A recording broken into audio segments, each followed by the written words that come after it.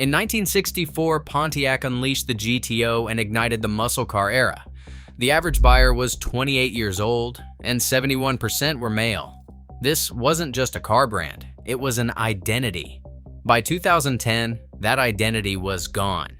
It was not destroyed by one failure. Instead, it was quietly dismantled by decades of corporate decisions inside General Motors, decisions that began long before anyone noticed what was being lost. The GTO's arrival in 1964 sent shockwaves through Detroit. Here was a mid-size coupe, modest on the outside, but hiding a 389 cubic inch V8 under the hood, 0 to 60 in under 7 seconds, a quarter mile in the low 14-second range. Car magazines called it a street-legal race car.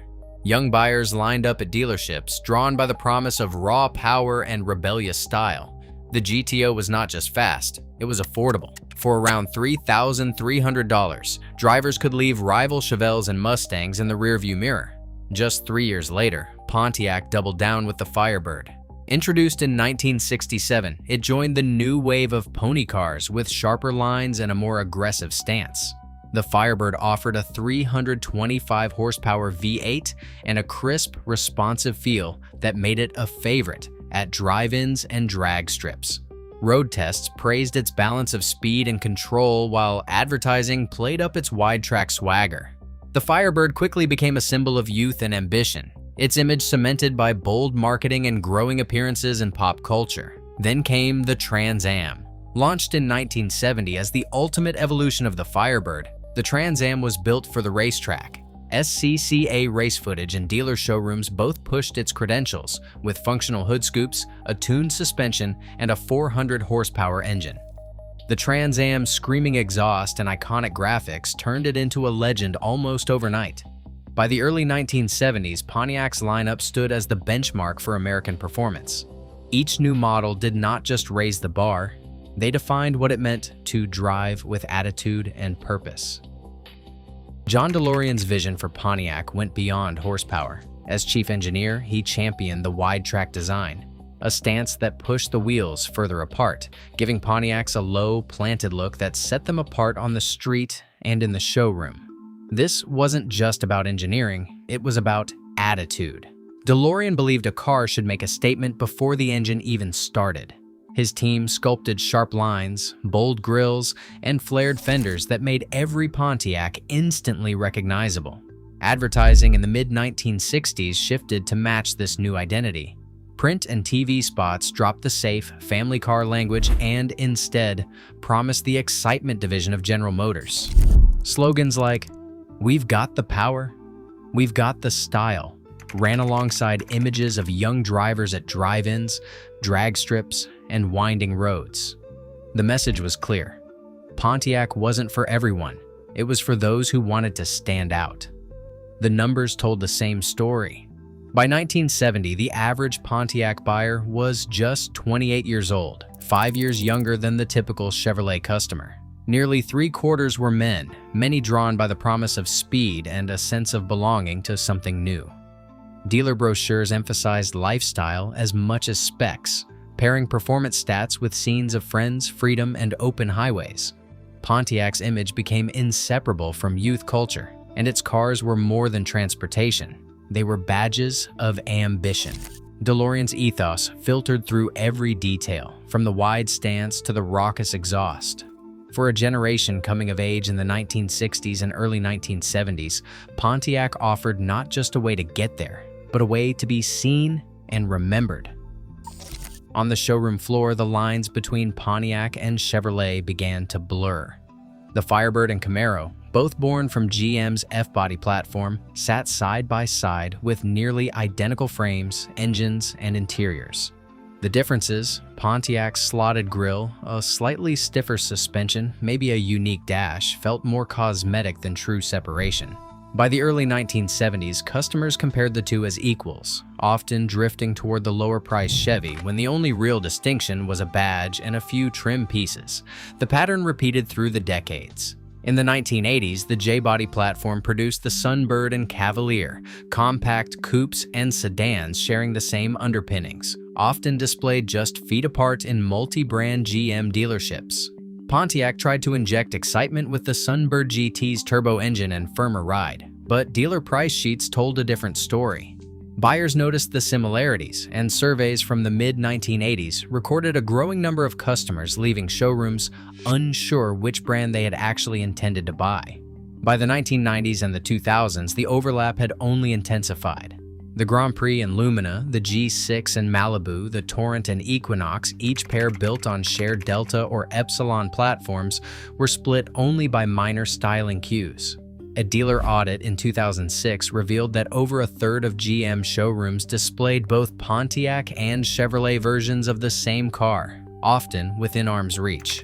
Sales staff struggled to explain what made a Pontiac unique when the mechanical heart was the same as its Chevy twin.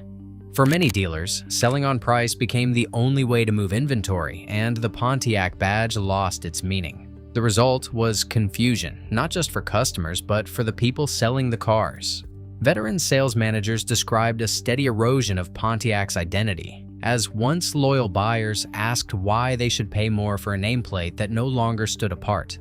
The showroom, once a stage for Pontiac's boldest statements, became a hall of doppelgangers, each new model a little less distinct, each sale a little more uncertain. In 1998, General Motors launched the Global Vehicle Architecture Program, a move that would reshape the future of every division under its roof. The goal was clear: eliminate duplicate engineering, streamline platforms, and save billions. Pontiac, long celebrated for its rebellious streak, found itself increasingly hemmed in by these directives. By 2005, the division's research and development budget had been slashed by nearly a third. New projects were shelved or folded into broader GM efforts, and the once vibrant engineering teams were left with little room to experiment or innovate. The impact rippled beyond the drawing boards. Marketing budgets, already under pressure, were cut by 25% in 2007.